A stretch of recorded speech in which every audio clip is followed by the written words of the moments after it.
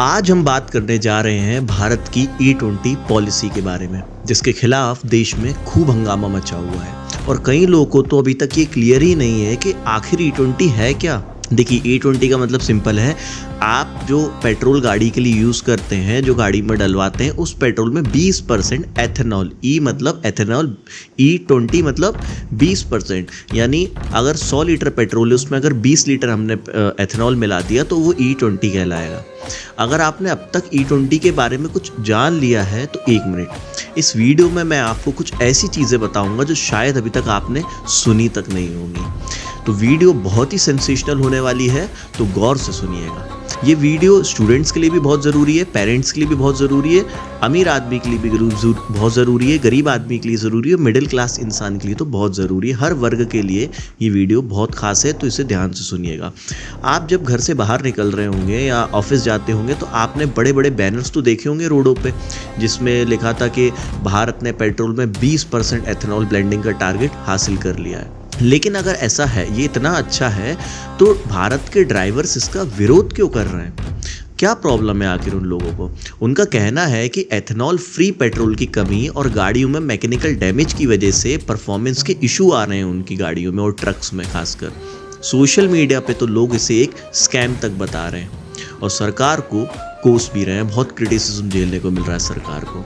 तो मंत्री जी, अगली बार मंच पर चढ़कर जब ज्ञान झाड़ो तो याद रखना कि आप ईमानदारी की खाली दुकान चला रहे हो, ईमानदार हो नहीं। लेकिन अगर हम थोड़ा सा इसकी क्लियर पिक्चर देखें तो सच ये है कि E20 पॉलिसी बुरी नहीं है, बस इसका एग्जीक्यूशन खराब है। अच्छे इरादों के साथ गलत एग्जीक्यूशन कैसे प्रॉब्लम क्रिएट कर सकता है, ये इसका एक परफेक्ट केस स्टडी है। E20 को 2030 तक लागू करना था, लेकिन भारत ने इसे 2025 में ही रोल आउट कर दिया, यानी 5 साल पहले। तेजी से पॉलिसी लागू करना आमतौर पर अच्छा माना जाता है, लेकिन इस बार ये उल्टा पड़ गया और नतीजा क्या निकला? ज़्यादा खर्च, कम परफॉर्मेंस और कंज्यूमर्स के पास कोई चॉइस ही नहीं है। तो क्या ये एक स्कैम है? स्कैम इसलिए भी बोल रहे हैं लोग क्योंकि आप जब पेट्रोल पंप पे जा रहे हैं पेट्रोल डलवाने, तो आपको चॉइस नहीं दी जा रही कि आपको E20 डलवाना है या नॉर्मल पेट्रोल डलवाना है। आप पे तो थोपा जा रहा है कि नहीं, E20 पेट्रोल ही डलवाना है। तो क्या एक स्कैम है? देखिए, ऐसा नहीं है। भारत ही नहीं, America, France, Germany, Brazil, Canada, Thailand, इन जैसे देश भी एथेनॉल ब्लेंडेड पेट्रोल का यूज़ करते हैं। फिर भारत में इतना बवाल क्यों हो रहा है? आइए इसकी गहराई में उतरते हैं और समझते हैं कि आखिर प्रॉब्लम क्या है और इससे हम क्या सीख सकते हैं। एथेनॉल ब्लेंडिंग का मतलब है पेट्रोल में एथेनॉल मिलाना। जैसा कि मैंने आपको बताया, अगर 100 लीटर फ्यूल में 10 लीटर एथेनॉल है तो वो E10 कहलाएगा। 20 लीटर एथेनॉल मिले तो E20 कहलाएगा। अब एथेनॉल भी एक जलने वाला फ्यूल होता है, इसलिए ये कार्स और बाइक्स में काम करता है। भारत सरकार ने E20 को 4 बड़े फायदों के लिए लागू किया। सबसे पहला फायदा सरकार ने गिनवाया, ऑयल इंपोर्ट्स में कमी आएगी। भारत अपने 85% ऑयल को इंपोर्ट करता है, जिसका खर्च 2025 में ही $137 बिलियन का है। E20 से $28 बिलियन की बचत हो सकती है, ऐसा सरकार का दावा है। अब ये एक काफ़ी बड़ी रकम है। दूसरा फायदा सरकार ने गिनवाया कि किसानों की इनकम बढ़ेगी। एथेनॉल जो है वो बेसिकली गन्ने और चावल जैसी फसलों से बनता है। इससे किसानों को एक एक्स्ट्रा इनकम मिल सकेगी, अतिरिक्त आय मिल सकेगी, क्योंकि एथेनॉल फैक्ट्रियां उनकी फसलें खरीदेंगी। तीसरा फायदा सरकार ने गिनवाया, क्लीनर फ्यूल, यानी एथेनॉल पेट्रोल से कम कार्बन निकालता है, जो क्लाइमेट चेंज और प्रदूषण कम करने में काफ़ी हद तक मदद करेगा।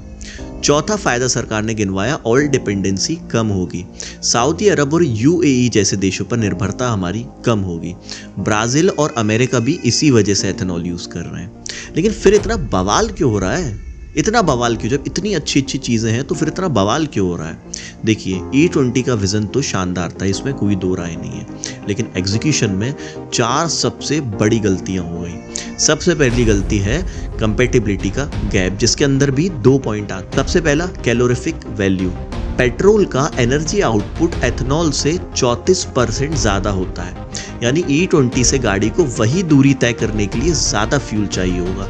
नीति आयोग के मुताबिक E20 से 4 व्हीलर का माइलेज 6 से 7% और 2 व्हीलर्स का 3 से 4% तक कम हो जाता है।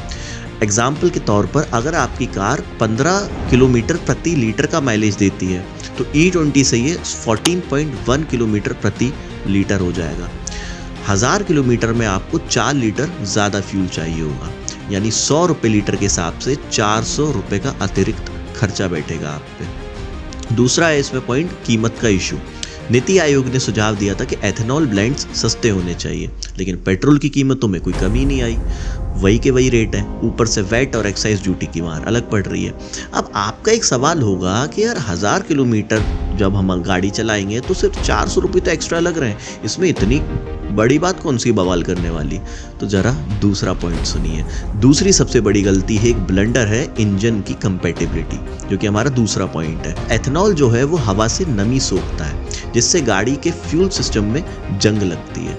रबड़ पाइप क्रैक हो जाते हैं, सील्स हार्ड हो जाते हैं और पंप्स फेल तक हो सकते हैं। इसके लिए मजबूत पंप्स, बड़े इंजेक्टर्स और एथेनॉल प्रूफ पाइप्स चाहिए होते हैं। अब बात हो रही है कि पुरानी गाड़ियों के लिए E20 अपग्रेड किट्स लाई जाएगी जो 4000 से 6000 रुपए तक की कीमत में होगी, लेकिन अभी तक ज़्यादातर गाड़ियाँ E10 के लिए ही ट्यून्ड हैं।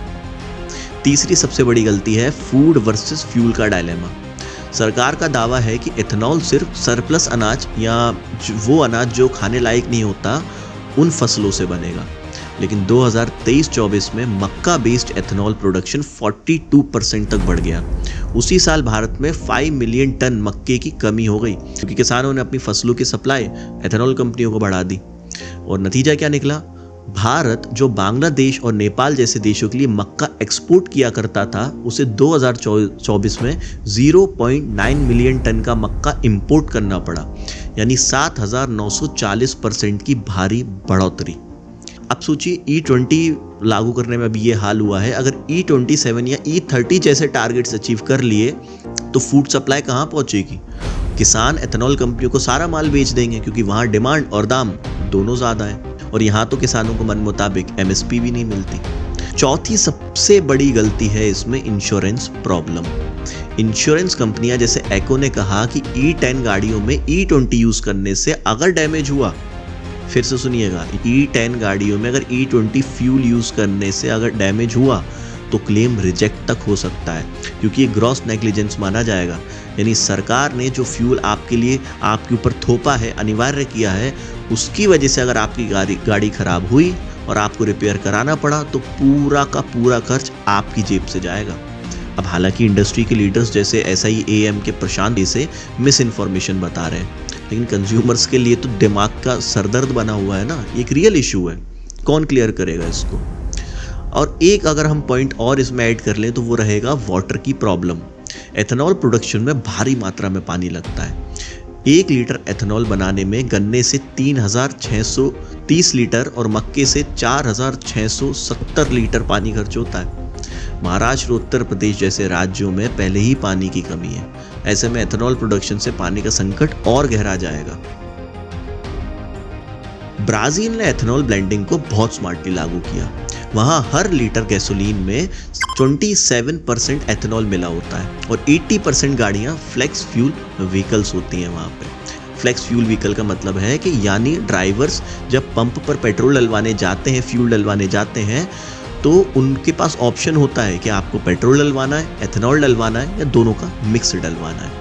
ब्राज़ील ने 1970 में E10 से शुरू किया था और 40 साल में धीरे धीरे E27 तक पहुंचे।